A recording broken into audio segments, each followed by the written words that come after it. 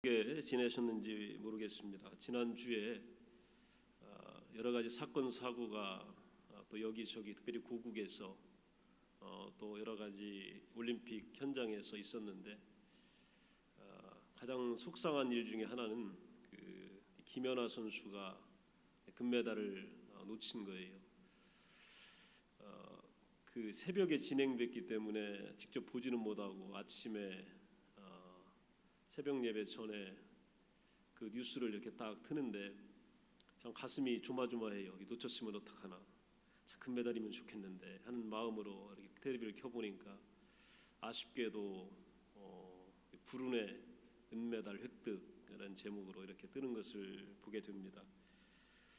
한 가지 작은 일에도 우리 마음은 이렇게 조마조마하고 때로는 이렇게 걱정되고 때로는 두근두근할 때들이 많이 있습니다.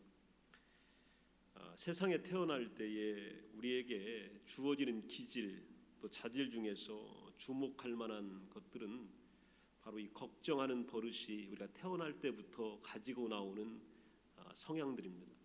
사람들에게는 누구나 다 이 걱정하는 이런 버릇들이 있습니다. 이 다니엘 콜먼이라고 하는 사람이 쓴 그 EQ 감성지능이라고 하는 책, 에모셔널 인텔리전스라고 하는 이 책에 보게 되면은 연구 리서치를 발표를 했는데 어린아이들 중에서 20% 가까이가 태어날 때부터 소심한 경향을 지니고 태어난답니다. 어린아이들의 20%에 해당되는 아이들이 평균치보다 훨씬 더 소심한 마음을 지니고 태어난다라고 하는 겁니다.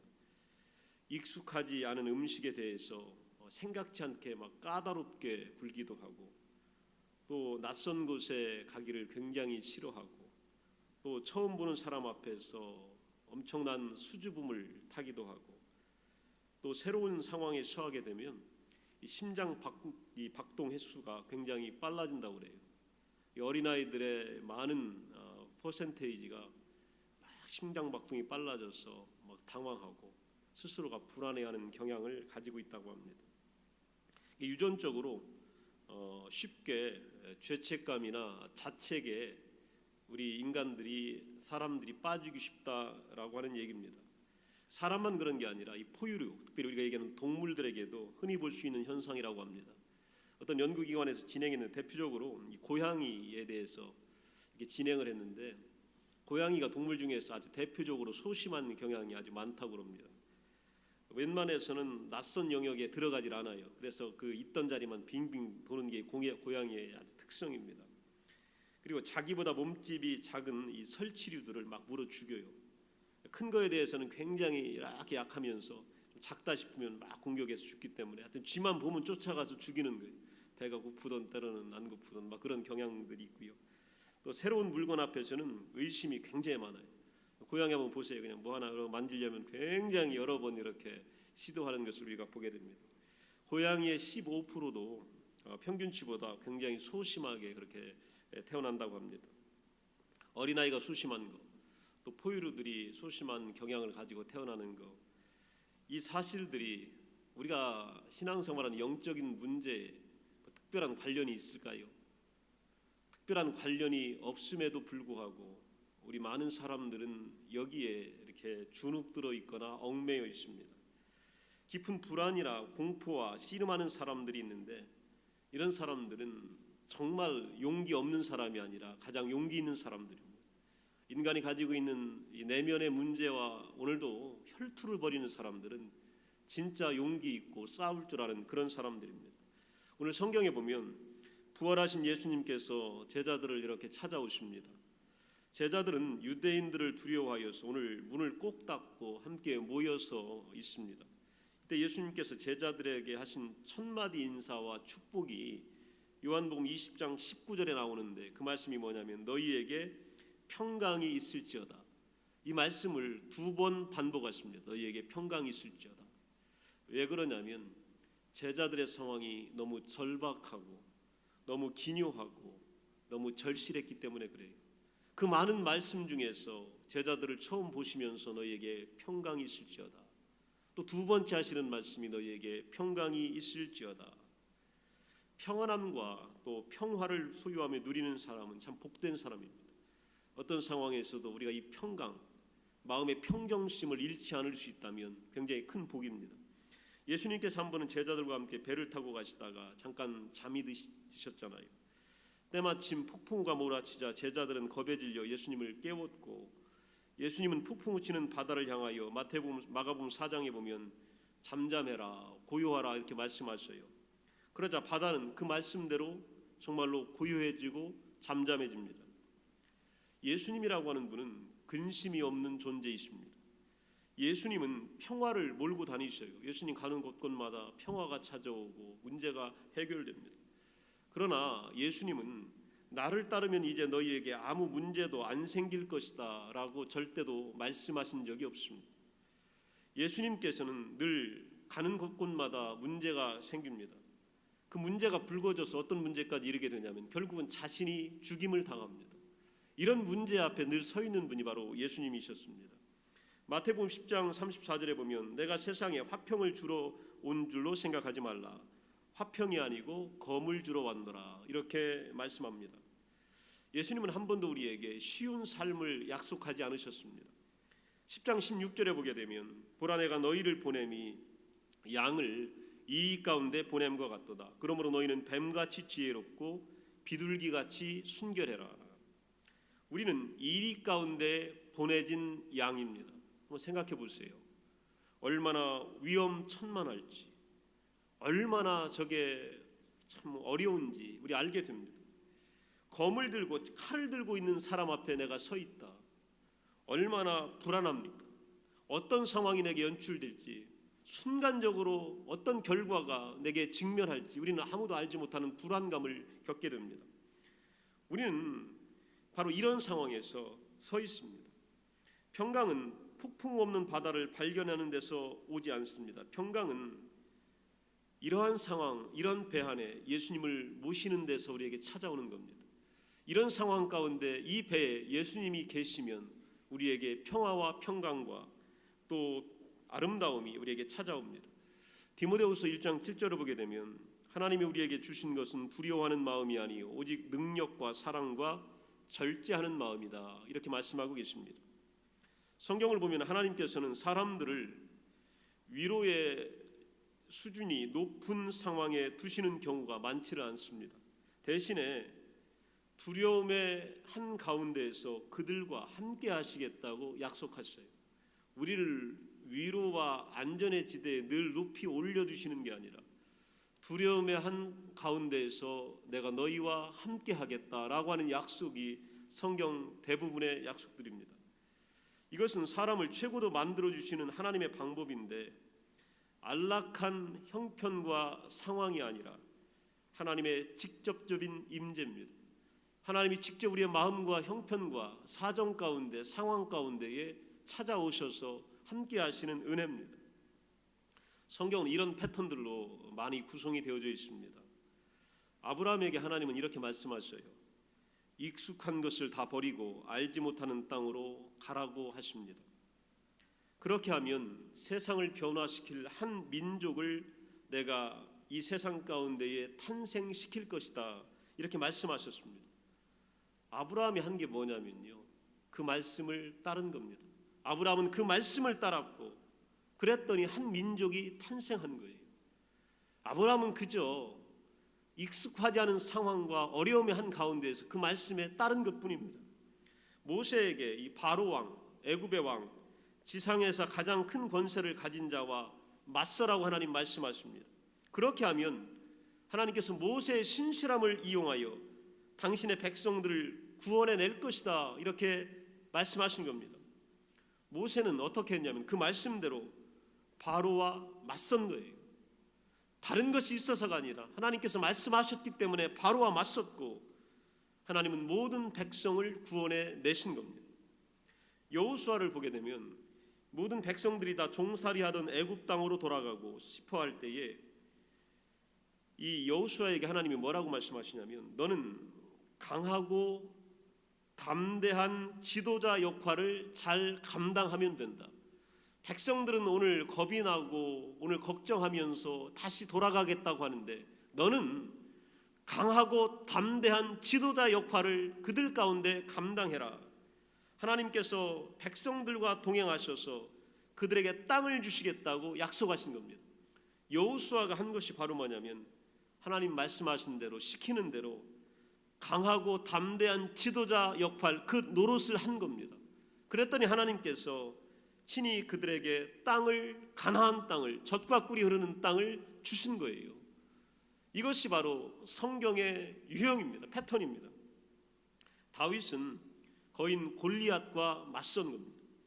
엘리야는 700명의 바알 선지자와 맞선 거예요. 다니엘은 사자굴과 맞선 겁니다. 그 두려움 가운데에 한 가지 특별한 것은 바로 뭐냐면 늘 하나님이 계셨다는 겁니다. 그 자리에 늘 하나님이 임재하고 계셨고 그들과 함께 있었다는 겁니다. 이런 경향은 예수님에게서 정점을 이루게 됩니다. 예수님은 제자들에게 요한복음 16장 33절을 보게 되면 세상에서 너희는 환난을 당할 것이다 이렇게 말씀을 하십니다. 세상에서 예수님보다 더 큰 환난을 당한 사람은 아무도 없습니다. 예수님이 가장 많은 환난을 이 땅에서 당하십니다. 그러나 예수님은 죽으시고 부활하신 후 자신을 따르는 새로운 공동체에게 성령을 보내면서 어떤 상황에서도 근심하지 않는 삶을 너희는 살게 될 것이다 라고 약속하셨습니다. 여러분, 놀라운 일이잖아요. 가장 큰 환난을 당한 그분이 오늘 우리에게 성령을 보내셔서 환난 가운데 두려워하지 않고 근심하지 않는 삶을 살게 될 것이다. 스데반이 순교하자 바울은 일어나 그 자리를 채우게 됩니다. 바울이 처형당하자 디모데가 횃불을 지켜들고 복음의 사명을 감당합니다. 여러분, 이걸 우리가 보면서 오늘 우리의 생활과 삶과 신앙을 이렇게 볼 필요가 있습니다. 누군가가 나를 좋아하지 않는다고 생각될 때가 많이 있어요. 때로는 직장과 사람들에게 좋은 평가를 받지 못한다라고 느껴질 때가 많이 있습니다. 이때 실망감이 우리에게 찾아옵니다. 사업체와 수입이 자꾸 왜소해지고 그것조차 버티기가 버거울 때가 우리에게 있습니다. 가족과 자녀들에게 상심하고 큰 상처를 받아서 아직도 회복되지 않은 경우들이 우리에게는 많이 있습니다. 건강에 점점 자신이 없어지고 교회에서조차도 소외감을 느끼며 또 예수님께서 우리에게 멀리 떠나 있다라고 느껴질 때도 많이 있습니다. 여러분, 이럴 때에 우리가 예수님이 주신 말씀을 다시 끄집어내야 합니다. 그리고 그것을 오늘 내 속에 모셔야 합니다. 요한복음 14장 27절에 예수님께서 오늘 우리에게 주시는 영원한 말씀이 있습니다. 그게 바로 뭐냐면 평안을 너희에게 끼치노니 곧 나의 평안을 너희에게 주노라. 내가 너희에게 주는 것은 세상이 주는 것과 같지 아니하니라. 너희는 마음에 근심하지 말고 두려워하지도 말아라. 오늘 예수님이 주는 평안과 세상이 주는 평안이 있다는 거예요. 세상이 주는 평안은 사라지는 것이고 없어지는 것이고 작아집니다. 그러나 예수님이 주는 평안은 달라요. 그 평안은 영원한 것이고 그 평안을 얻게 되면 우리의 근심도 사라지고 두려움도 사라지게 될 거라고 약속하고 계십니다. 예수님의 평안은 생수의 강처럼 그 생명수가 흘러나와 내 배에까지 닿고 있구나라고 하는 확신을 느끼게 해줍니다. 성령을 우리가 경험하게 되면 성령이 오늘 나를 꽉 붙들고 있구나, 나를 안전하게 지키고 있구나라고 하는 믿음의 확신을 우리가 갖게 됩니다. 만사가 다 하나님 손에 붙들려 있구나라고 하는 이 믿음의 고백이 우리 가운데 나오게 됩니다. 모든 것이 다 하나님이 주관하고 계시는구나라고 하는 신뢰가 성령의 역사를 통하여서 우리 가운데 흐르게 됩니다. 그러므로 모든 게 다 잘 될 것 같고 나는 걱정과 두려움과 부담에서 벗어나 자유로운 삶을 살 수 있다는 용기가 우리 가운데서 일어나게 되는 겁니다. 예수님의 방법론이 있어요. 어떻게 하면 예수님이 주시는 이 방법이 우리 가운데서 확신으로 이르게 되느냐? 예수님은 누차 성령에 대해서 말씀하십니다. 요한복음 20장 22절에 보면 이 말씀을 하시고 그들을 향하사 숨을 내쉬며 이르시되 성령을 받으라는 거예요. 여러분, 성령을 받으면 이 일들이 이루어집니다. 성령이 우리 가운데에 충만해지면 우리의 근심과 걱정이 달아난다는 거예요.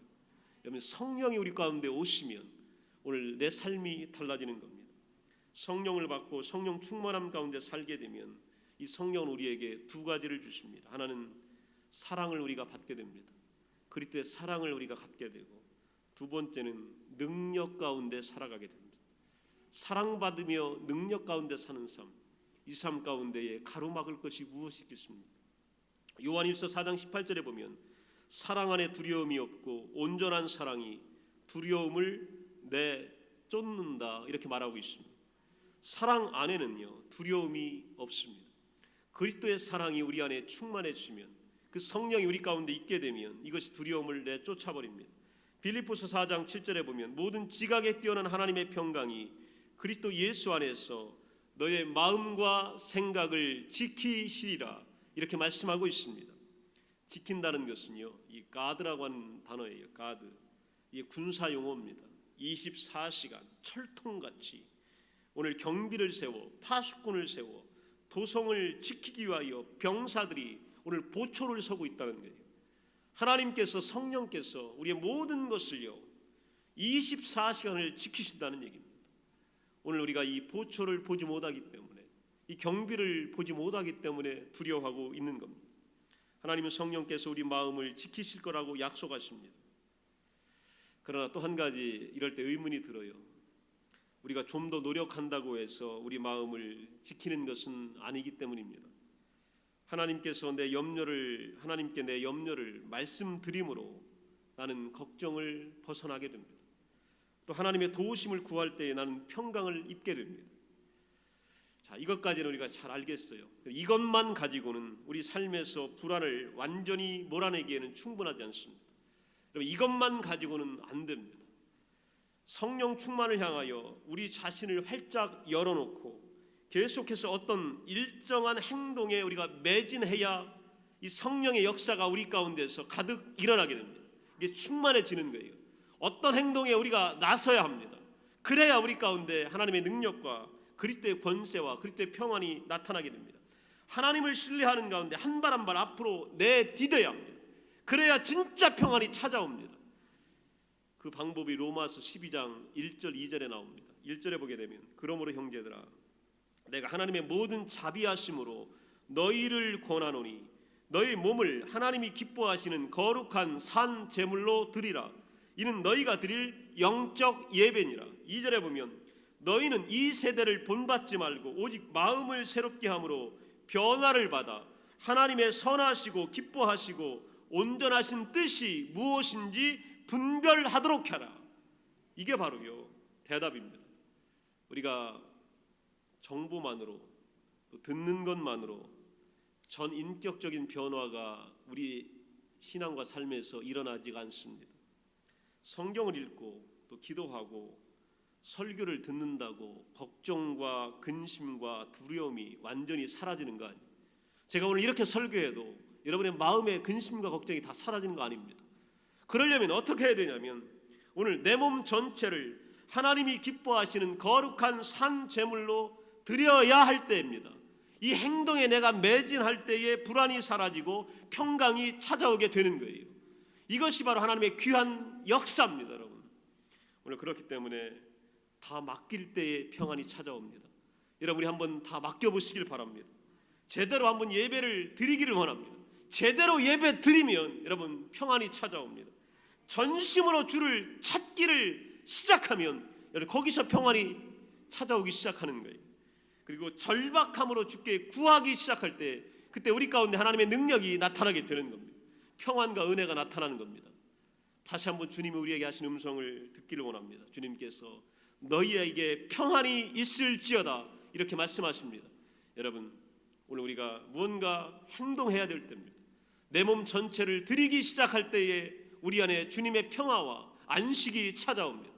오늘 여기 모인 여러분들에게 주님이 주시는 귀한 안식과 또 자비와 위로가 함께 하시기를 간절히 축원합니다. 기도합니다. 우리 함께 기도하시겠습니다.